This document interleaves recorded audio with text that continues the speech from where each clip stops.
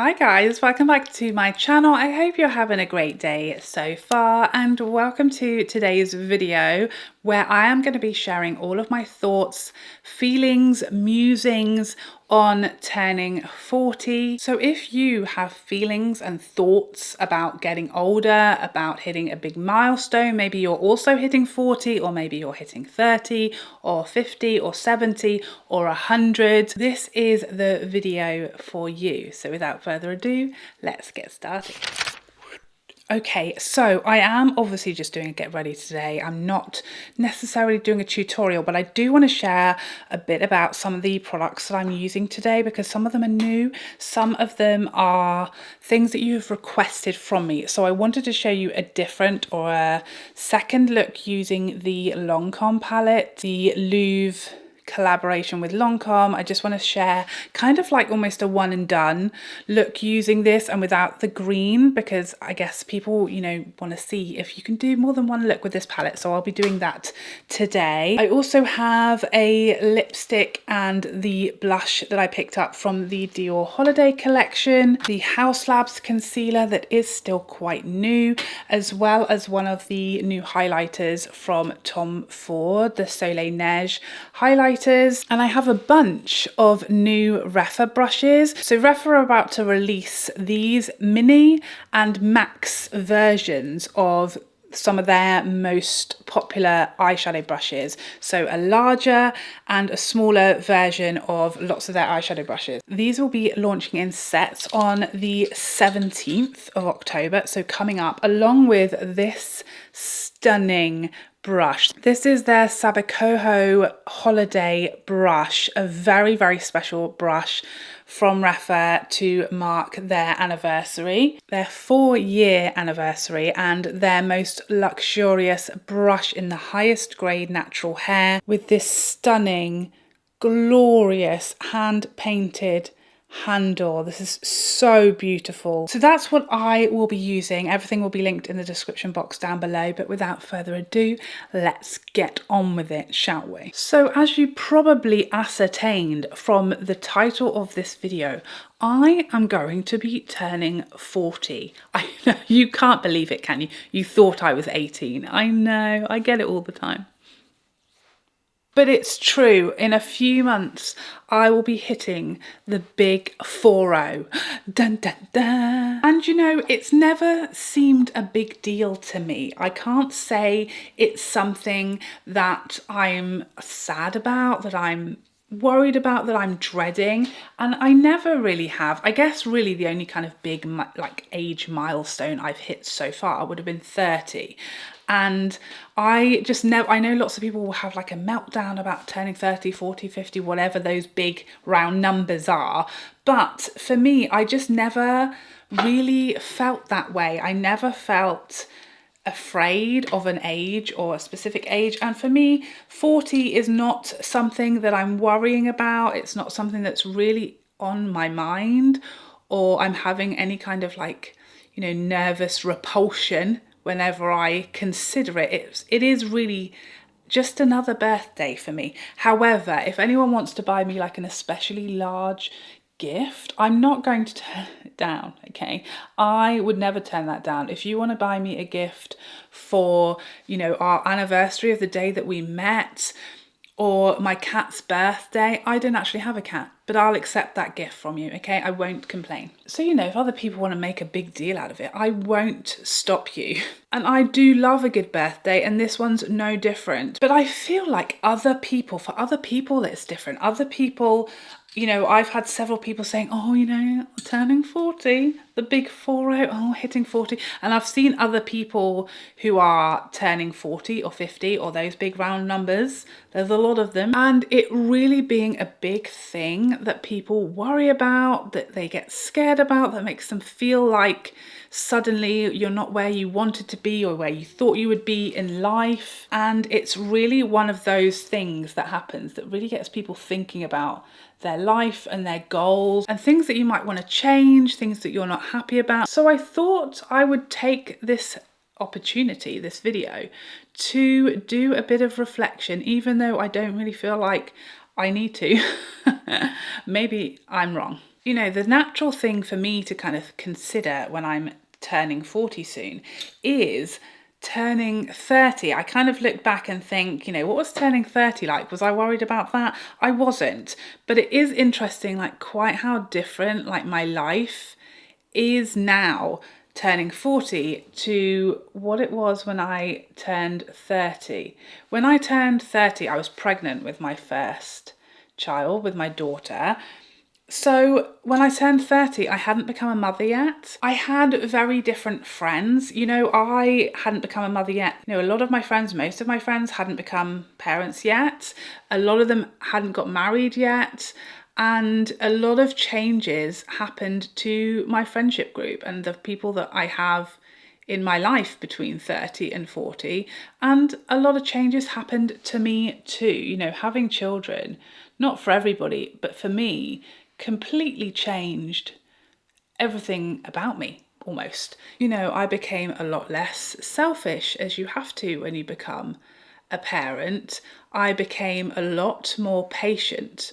In some ways, I became a lot stronger, but when it concerns my children, I became a lot more fragile. You know, when you have children, you're a lot more easily wounded by things that happen or that are related to them than you are when it comes to yourself and things happening to you. So stronger in one way, weaker in another. Suddenly you've got this massive weakness, you know, in your life because of the way that you feel about your children. Not that they're a weakness, but, you know, it's a sore spot that people have access to, and that your heart, you know, has access to this massive thing that can hurt you so much more than you ever could hurt for yourself, you know, if that makes sense. You know, I spent my 20s focused solely on myself, my career, and then when I hit 30, I became a parent and my children were first and everything else was a very distant second. You know, I lost my career shortly after having my second child and then created a new one for myself here on YouTube. So there's been a lot of change for me between 30 and 40, some of it naturally, some of it a result of like the things that happened during that time. COVID happened. Also, my son, you know, went through a very serious medical emergency, which really seriously, when you reflect and look back on it, changed me forever in lots of ways. So it's interesting to think about how I changed throughout my 30s in that way, and to think about how I might change in my 40s. And isn't that exciting? I think that's exciting because with all of those kind of ups and downs and good and bad things that I went through and experienced in my 30s, I 100% am 100 times better person now about to turn 40 than I was when I was about to turn 30. I've absolutely grown in all of the best ways, in my opinion. I've absolutely grown and changed and developed and improved, in my opinion. And really, really learned like so much more about myself and who I want to be as a parent, as a person in my life, how I want to relate to other people, the people I want to have around me. So I thought it would be interesting today to really think about what I want my 40s to look like.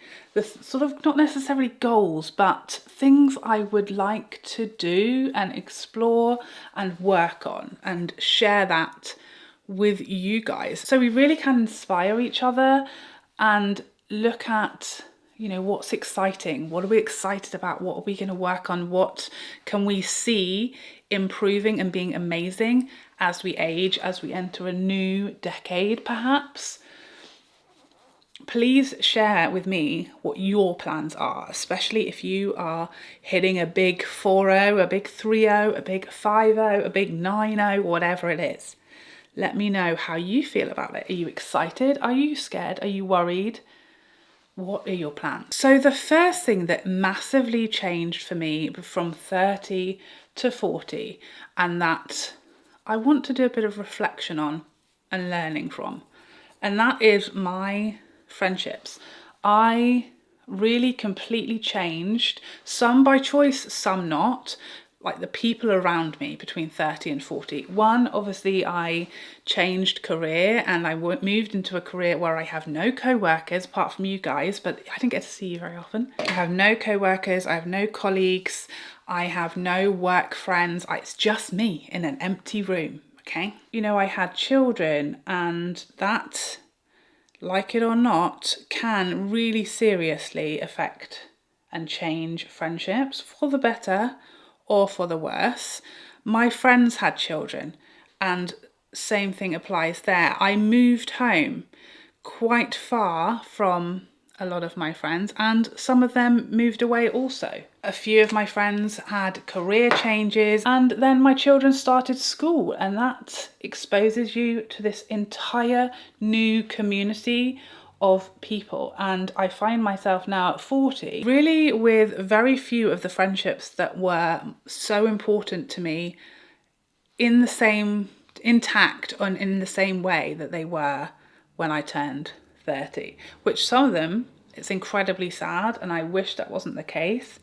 Others, I feel like it's that life lesson, you know, when you have to learn that some people, as important as they seem at the time, are in your life for this certain period, and not everyone will be in your life forever. And although it's very painful at the time when that like transpires, when you think about and look back and you realize that maybe you're a different person to when you needed those people in your life, and they really added to you and your peace and your happiness, and maybe they started to take it away.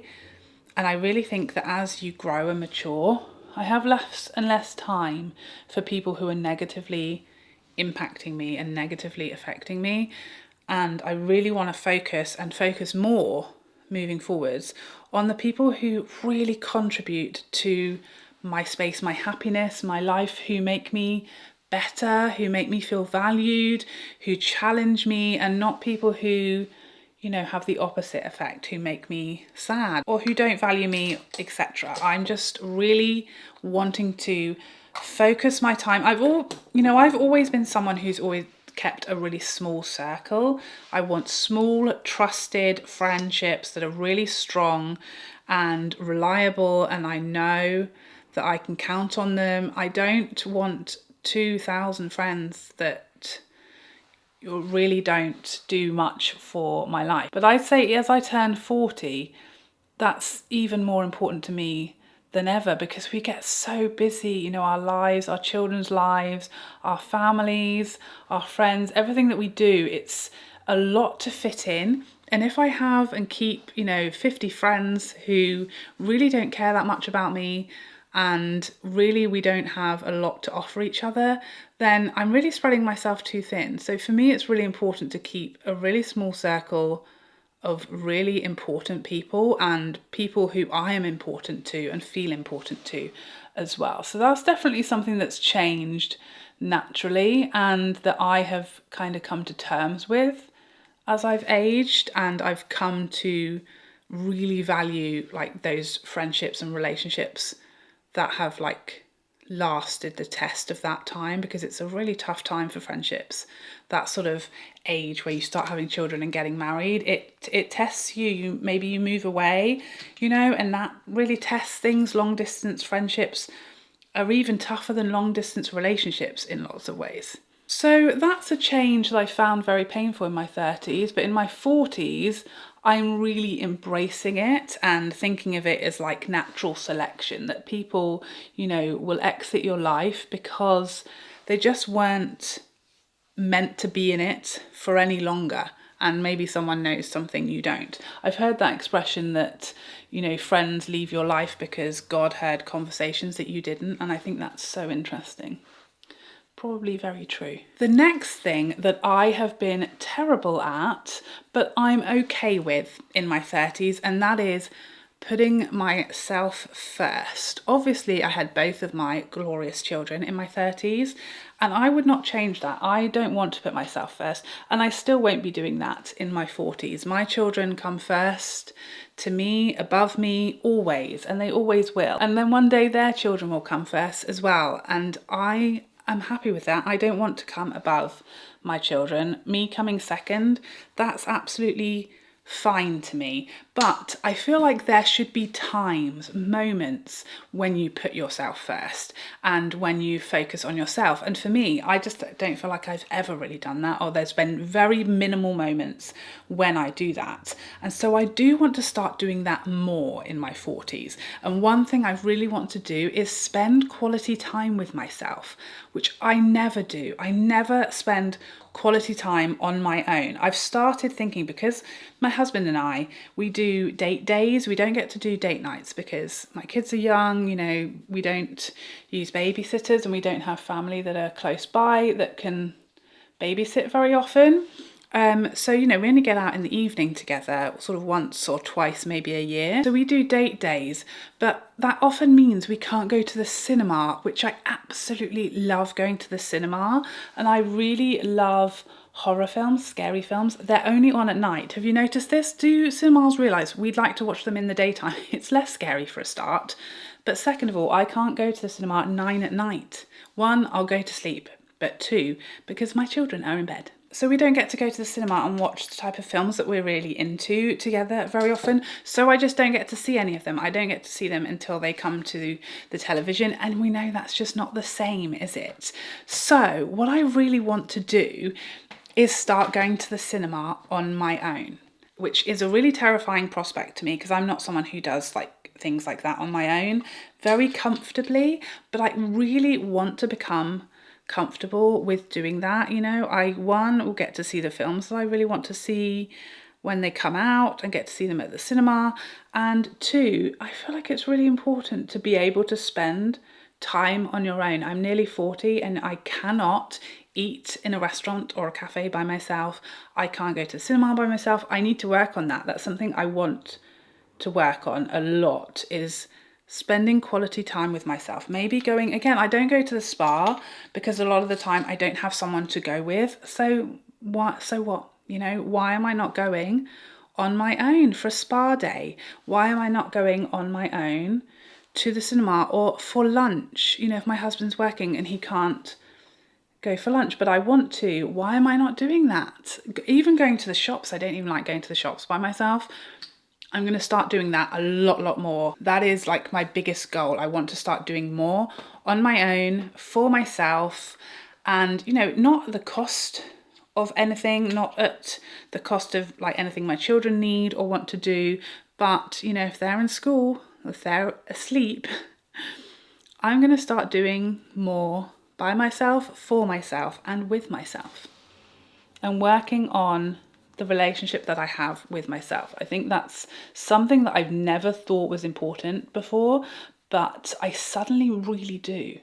Is that just me? The next thing, which is something I think I'm actually really good at, but I want to make sure I don't lose it as I turn 40, and that is doing what I want to do rather than what is best or what suits me the most or what is appropriate. So that kind of is when it comes to makeup. I see so many people, oh, I can't wear that because I'm such and such an age, or I can't use that because I am this age, or I can't go there because I'm that age. And I just don't ever want to be held back from something I'd like to do or would enjoy because I'm 40 now. I can't wear that. I can't wear this dress. I can't shop from that brand. I can't wear that style of makeup. I can't do those hobbies or go to those restaurants or bars. I just want to continue, which I do think I've never felt that way. I'm always like, I wear what I like and what I think it makes me happy and gives me joy when it comes to makeup, when it comes to clothes, when it comes to how I do my hair, whatever it is. I want to continue doing what I enjoy and gives me joy. And even when it comes to makeup, I hear people saying, oh, that's not flattering on my eyes, so I only wear matte eyeshadows. And that's fine if that's what you want to do. But not everything all of the time should be about what hides your age the most or what suits you the most. Sometimes it should just be about what you want to do and what is fun.